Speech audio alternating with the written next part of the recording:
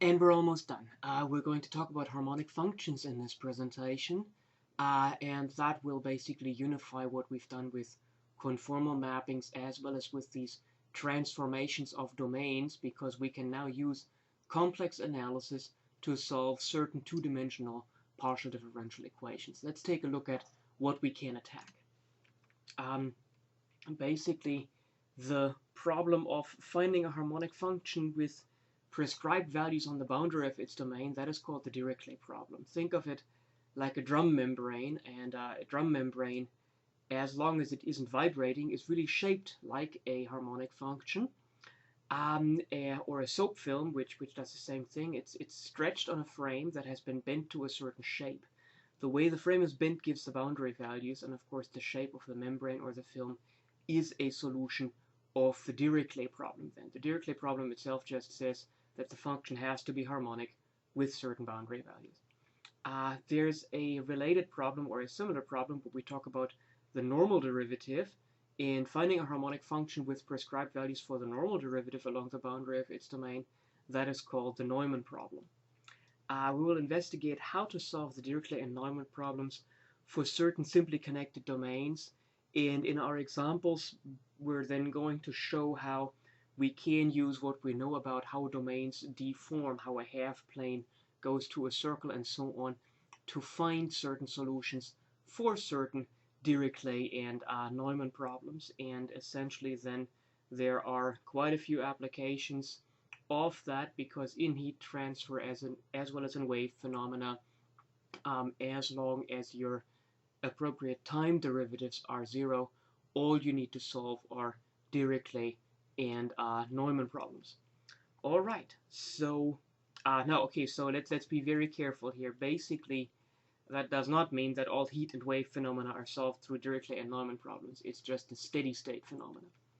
Okay, so the first step is to realize that on a simply connected domain, a harmonic function is the real part of an analytic function. And in order to just go back and forth, we want to be able to construct harmonic conjugates. And for that, we've got the following theorem.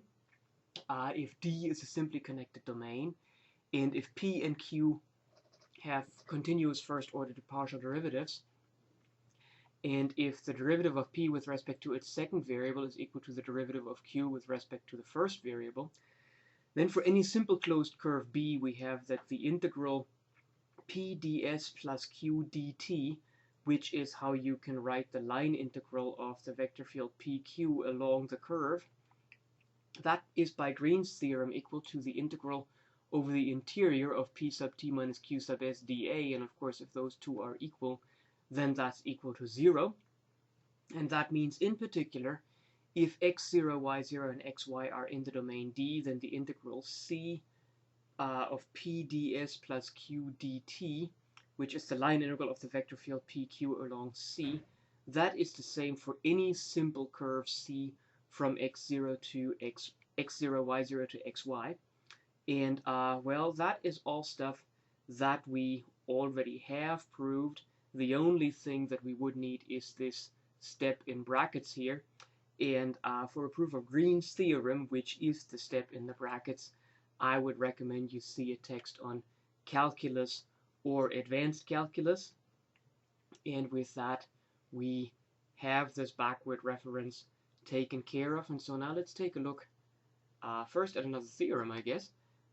We take a simply connected domain and we want U to be harmonic.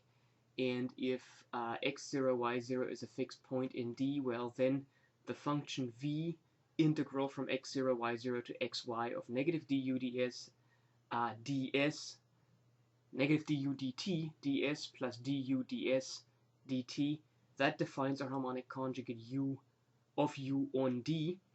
And the way that goes is the negative du dt differentiated with respect to t, that's the negative second derivative of u with respect to t squared, which, because u is harmonic, is the second derivative of u with respect to s, which is the derivative of u with respect to s taken the derivative with respect to s one more time.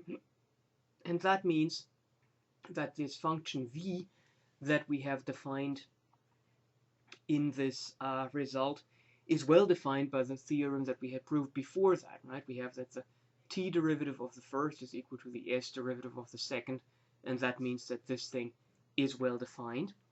And well, moreover, now we just need to determine that this function is a harmonic conjugate, which means we have to prove that it satisfies the Cauchy-Riemann equations. And in order to do that, we're also going to see how best to handle these kinds of broken up integrals. The derivative of v with respect to x is of course just the derivative with respect to x of this integral, and that is the limit as h goes to 0 of 1 over h integral from xy to x plus h comma y, because well, yeah, that's just what we get, right? The partial derivative is f of x plus h comma y minus f of xy divided by h. Well, here's the 1 over h, and the derivative between those two integrals, because we can start, because it doesn't matter which path we take, the difference between those two integrals is just the integral from xy to x plus h comma y. Now you realize that that one doesn't move in the y, that doesn't change in the y direction, which means the integral dt, there is no delta t, the dt's are all 0, and that means this is the limit as h goes to 0 of the integral against ds, and here's where we can use the fundamental theorem of calculus to show that the derivative of an integral with a variable upper bound is just the integrand at the place where we differentiate, so this is just negative du dt at xy, and that would be negative du d y, negative du d y of x and y. Hang on just a minute. Okay, yeah, that's actually correct. So let's go through this one more time. The derivative of an integral with variable upper bound is the value of the integrand at the place where we differentiate. So this really is negative du dt of xy. But note that this is just notation. This says that we want to differentiate u with respect to the second variable, and as soon as the second variable is called y, it is more customary to call this negative du dy at xy. And that's what we wanted to have. Of course, this is one of the Cauchy-Riemann equations. And similarly, we can also prove that the other derivative works out just fine.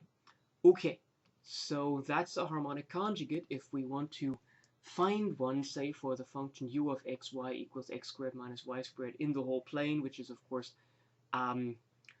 course, simply connected, well, u of xy would be s squared minus t squared. If you want to set u of xy as u of st, and now I have it as u of st, you may notice that this changing in the notation is quite annoying, and I agree, and we certainly have to get it right, and I apologize for that part of the nuisance. But you see, we want to integrate this thing, and ultimately the bounds of the integral will be in terms of x and y, which means we need to change the notation to something else, and s and t seems to work just like anything else. So u of st equals s squared minus t squared. That means du ds equals 2s. Negative du dt is 2t. And then we just work out our formula. V of xy is the integral from the origin to xy of 2t ds plus 2s dt. And the way to work this out is to realize that the integral dt against a horizontal path is 0, and the integral ds on a vertical path is 0, which means if we break this integral up into the integral from 0, 0 to x0, 2t ds plus 2s dt, plus the integral from x0 to xy, 2t ds plus 2s dt, then let's see what happens. This would be horizontal, so the dt integral should go away, and this is vertical, so the ds integral should go away. And that's exactly what happens here. The integral of 2t ds is 2ts, and the integral of 2s dt, because your dt doesn't change, that's 0. And we have plus 2st, because here our x doesn't change, so your ds is 0. And then we're integrating vertically, and so the integral of 2s dt is 2st. And again, we're just putting in the bounds from the integrals. And we can see the first one is going to be 0 minus 0. and the second one is 2xy minus 0, and that's just 2xy, of course. And it turns out, if you just want to verify it with the Cauchy-Riemann equations, this function really is a harmonic conjugate of u, so you can double check that. All right, now if we want to transform domains, we do the following. If we have an analytic function that maps a domain dz to a domain dw, and so originally we're interested in harmonic functions, but if we want to transform the domain, then we want to have the harmonic conjugate so that we have an analytic function, and then we can digest the analytic function and do something with it. So if then h of u and v is a harmonic function on the domain dw, then capital H of xy, which is lowercase h of u of xy, v of xy, that thing is harmonic on the domain dz. Okay, so basically what that says is if you have a harmonic function and you plug into it the real and imaginary parts of an analytic function, then you get another harmonic function. And because that analytic function maps its domain to a typically different domain, that means that our function that is harmonic on dw becomes harmonic on dz. All right, so how do we prove that? Well, we basically have to prove that this thing is harmonic, which means we have to prove that the second partial derivatives add to 0, and that means we have to use the chain rule from multivariable calculus. So let's see, dh dx is dh du du dx plus dh dv dv dx. That's straight chain rule. And the second derivative, well, that's of course the first derivative of what we have up here. And so this now is first digested with the product rule. We get the derivative with respect to x of dh du times du dx plus dh du times the second derivative of u with respect to x. And then we apply the product rule here also. So we get the derivative with respect to x of dh dv times dv dx plus dh dv times dv dx squared, the second derivative of v with respect to x. Okay, now we still have mixed coordinates here, and of course we don't want that, so we have to find what dx of dh du is, and that goes by realizing that this dh du, that's just another function. So basically this first derivative formula says derivative of anything with respect to x is the derivative of that anything with respect to u times du dx plus the derivative of the anything with respect to v times dv dx, which means ddx of dh du will be the derivative of dh du with respect to u, which gives us the second derivative, times the du dx from here, plus the derivative of dh du with respect to v, so that gives us d2h du dv times dv dx. Then we have the du dx from here. We copy this term, and we still need the rest, and the rest goes the same way. The derivative with respect to x of dh dv is the derivative of dh dv with respect to u, which is this guy here, times the du dx, plus the derivative of dh dv with respect to v, which is the second derivative with respect to v, times dv dx. Just going straight into this formula. And then we copy the rest. Here's the dv dx, and this last term is this last term over here. Okay, let's copy that over. This is the second derivative of h with respect to x. Now, if we compute the second derivative of h with respect to y, the only thing that changes is that x's are replaced with y's. This is something that once you've done this often enough, you're very comfortable with it.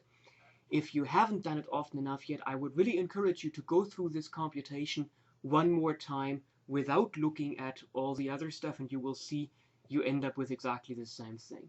For our verification here, well, basically if we just replace x's with y's everywhere in the preceding panel, that just means x becomes y, x becomes y, x becomes y, and so on and so on.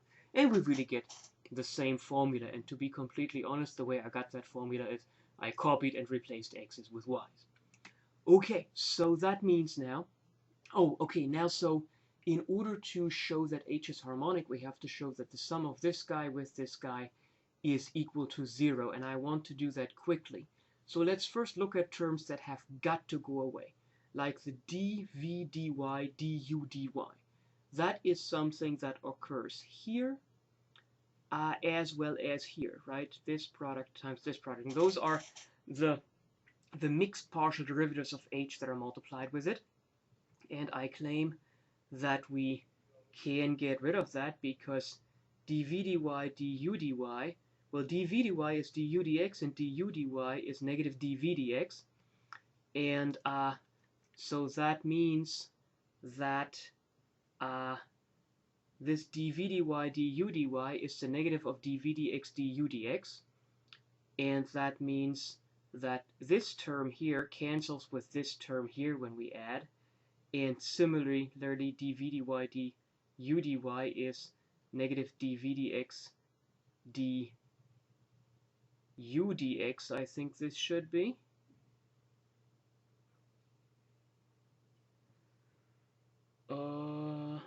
No. Ha! Looking at the wrong term. Okay. This term here, d2h du dv, du dy dv dy. That's the negative of the term d2h du dv du dx dv dx. So that means the terms that have mixed partial derivatives of h are going away in the sense that this term here cancels with this term here because it's the negative of that.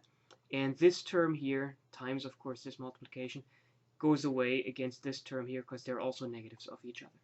So that means that when we sum this up, I claim we actually only get second partial derivatives of h. Okay, so we get a d2h du squared times du dx squared. We got that. We get a second partial of h with respect to v times dv dx quantity squared. That's there. We get a second partial derivative du dy squared. And a second partial derivative with respect to v dv dy squared. Those terms are taken care of. And so that means all the terms out front here, all these terms are taken care of because we've either written them down or we've shown that they cancel. And these terms back here, well, dh du is multiplied with d2u dx squared and with d2u dy squared. Well, d2u dx squared plus d2u dy squared, because u is harmonic, is 0. So that means that this term plus this term is equal to 0. And similarly, dh dv is multiplied with d2v dx squared and d2v dy squared. So when we add these two, we get dh dv times d2v dx squared plus d2v dy squared, which is dh dv times 0. So that goes away also. So that means we have taken care of all terms. This really is the result. And now we want to use that dh du, that h is harmonic on its domain, right? We don't know yet that the composition of h with f is harmonic in the x and y variables, but we do know that h is harmonic in the u and v variables. So if we can now just somehow parlay this thing into a dv dx and into a du dx, and this thing here maybe in a du dy, then we ought to be okay. And the way I've done that, yeah, we know that u and v are harmonic conjugates. So dv dx is du dy, or negative du dy. Yeah, it's negative du dy, but that's not a problem because we're squaring things. Similarly, dv dy is equal to du dx, so that works out. And if we now go ahead and factor out the partial derivatives of u, we can see that du dy squared is here and here, and we have a sum d2h du squared plus d2h dv squared, which means these two terms add up to 0 because h is harmonic in u and v. And if we factor out a du dx squared from the first term and the last term, we also get d2h du squared plus d2h dv squared, which is 0 by harmonicity of h in u and v. So that's equal to 0, and that proves the theorem. Okay, that one certainly required a lot of keeping track of things, but that actually was deliberate. I want you to get to the point where even if it takes people skip a lot of steps, you don't get frustrated or confused by it. Basically what you have to do is you just have to find some targets where you can see that certain cancellations are happening, and we have verbally talked our way through this. What I could recommend, if you feel uncomfortable with this, is that you would just take this panel and without the explanations, just open up the slides, look at that panel and explain all those cancellations to yourself one more time, or maybe even print it out and start crossing out terms that must cancel each other. This is the kind of thing where basically reading with a pencil is what is required when you're looking at a book, for example, and it's a very good skill to have, and it's just something that requires some training, where this probably is high-end training, but nonetheless, I think you're ready for it. Okay, we move on. We want to talk about how we actually, well, okay, first of all, we're going to show how this theorem applies to get a really ugly harmonic function. You see the function h of u and v being e to the u cosine v. That function is harmonic on the disk u squared plus v squared smaller or equal than 1. No problem, because this thing is the real part of the complex exponential function, right? So it's in fact even harmonic everywhere. If we now notice, however, that the function f of z equals z minus 1 over z plus 1 is an analytic function that maps the right half plane to u squared plus v squared smaller than or equal to 1, how on earth does that go? Well, remember that this thing is a Möbius transform. So you just go back to what we've done with Möbius transforms and realize that this thing, you just check 3 points and you realize that this thing maps the y-axis onto the unit circle. And then you take 1 point in the right side of the plane, like z equals 1, and realize that goes to 0. So that means that the right half plane must go to the inside of the unit circle. So this is where we use all the stuff that we've talked about in terms of transforming domains in order to just determine what the image what the image domain looks like. Okay, so that means with u being the real part of z minus 1 over z plus 1, oh goodness. Okay, so that would be the real part, z minus 1 over z plus 1 expanded with z bar plus 1. That is, well, z times z bar is z absolute value squared minus z bar plus z minus 1, just multiply out the parentheses. And the other side is just the absolute value squared of z plus 1. Then that's the real part of, well, z absolute value squared is x squared plus y squared. I pull the minus 1 over here, and z minus z bar, well, that's 2i times the imaginary part, so 2iy. And z plus 1 squared, well, that's just 1 plus x quantity squared plus y squared. And the real part of that is x squared plus y squared minus 1 divided by 1 plus x squared, 1 plus x quantity squared plus y squared. And v, of course, is the imaginary part of the same thing, so that's 2y over 1 plus x quantity squared plus y squared. That means that the function h of xy, being h of u of xy, v of xy, is e to the monstrosity x squared plus y squared minus 1 over 1 plus x quantity squared plus y squared times cosine 2y over 1 plus x squared plus y squared. That thing is harmonic on the right half plane, x greater than 0. And you can see that that's a really complicated harmonic function. I wouldn't want to check by hand if that thing really is harmonic. When I prepared those slides, I actually ground that through a computer and got just by computer a verification that yes, as a double check that yes, this thing really is harmonic. But what this shows is that through these transformations of domains, we can find some really complicated harmonic functions. Now, the purpose of this is not to find complicated harmonic functions. The purpose of this is to ultimately find harmonic functions that have certain boundary values or certain normal derivatives on the boundary. And the way that goes is that on certain domains, it's easier than on other domains to satisfy certain boundary conditions, and then we can use these transformations to get a harmonic function that has the appropriate boundary conditions on a different domain, provided, of course, that the boundary conditions really transform. And that is something that actually works out as long as we work with conformal maps. So if we let f equals u plus iv be a conformal map on a neighborhood of a smooth arc C, and we let gamma be f of c, and if along gamma a function h satisfies the condition h equals h0 is just constant, where h is a real number, then the function capital H, this thing that we have just talked about, h of u xy v of xy satisfies the condition h equals x0 along the curve C. And that is fairly simple because for every xy on C we have that u of xy v of xy is on gamma. And so if h of uv is equal to h0 for all uv on gamma, then for all xy on C we have that h of xy equals h of u of xy v of xy, which is h0. And that's already the proof. Which means, I guess we're going to do the other smooth arc too.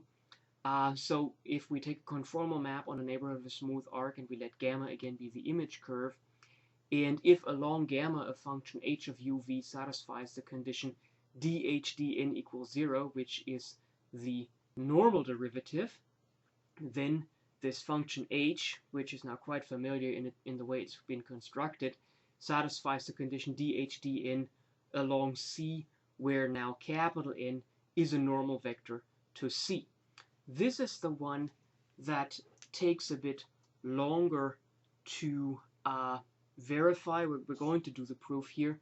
The examples as to how to apply those theorems really aren't that bad, because basically what you have to do is you have to find a function using probably Möbius transforms and things like that.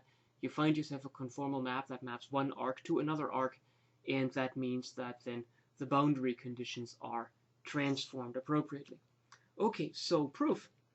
The derivative of a function with respect to a vector n, which would be a unit normal vector to the curve in this case, is just the gradient times the vector.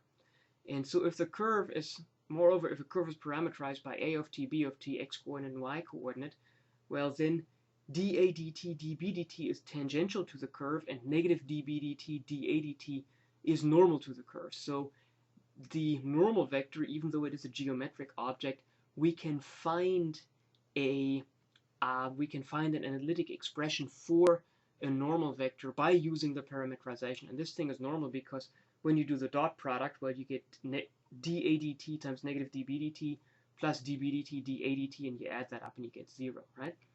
Okay, so that means that if I take C to be dx dt squared plus dy dt squared, where x and y are parameterizations of our curve capital C, we have that lowercase c times dh dn. That would be c times the gradient of lowercase h u of xy v of xy times that unit normal vector.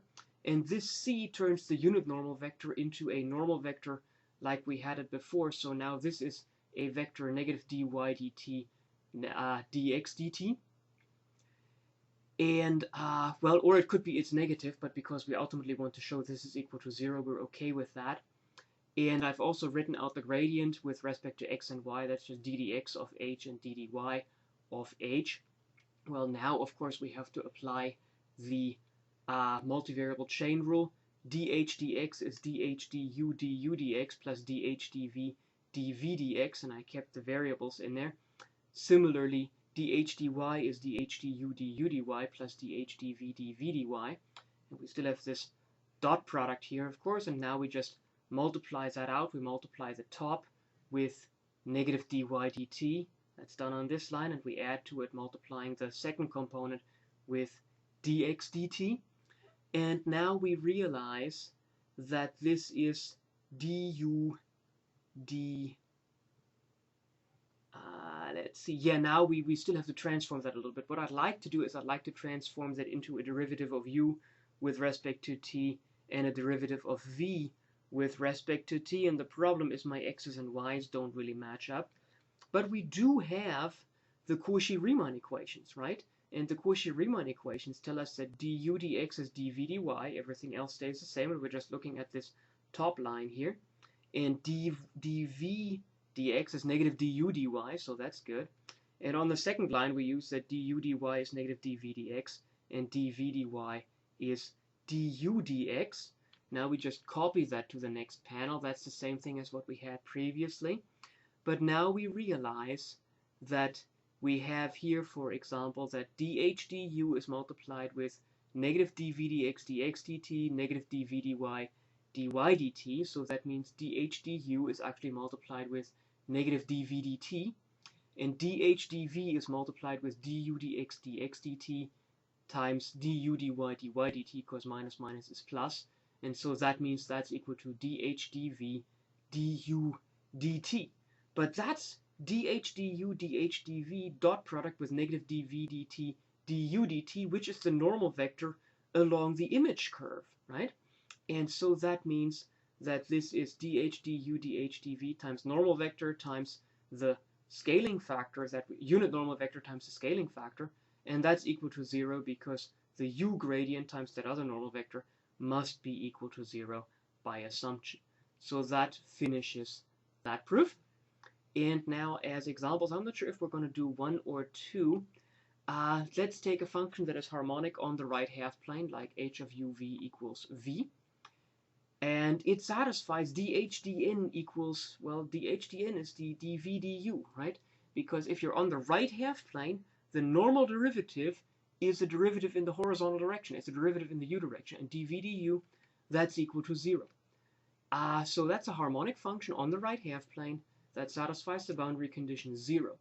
F of z being z plus 1 over 1 minus z, that's an analytic function, and indeed a conformal map that maps the unit disk from the unit disk x squared plus y squared smaller or equal than 1 to the right half plane u greater than 0.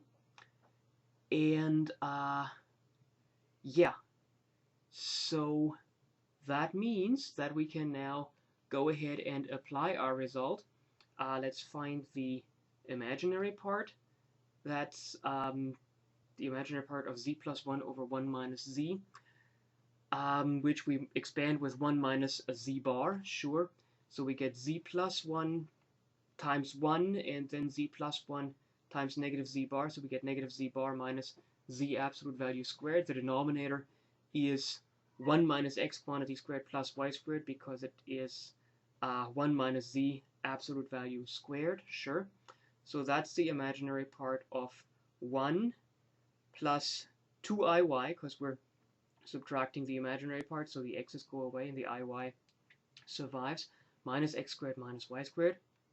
So that's 2y over 1 minus x quantity squared plus y squared. And that thing is harmonic on the unit disk, and it satisfies dh dn equals 0 on the boundary. And that is because, well, when we plug f into h, all we're doing is we're taking the imaginary part. And so that gives us a harmonic function. And because this thing had normal derivative equal to 0, we will have normal derivative equal to 0 on the boundary also. Now, you might say, and rightly so, that there is a little bit of a problem with the fact that we have a singularity on the boundary, but basically you can get around that by saying that the normal derivative will be equal to 0 on the boundary everywhere away from z equals 1, and at z equals 1, then I think it interpolates continuously. Okay, that was it. We're getting into rather physical argumentation, but these are the essential tools that you would use to do these kinds of transformations of boundary values.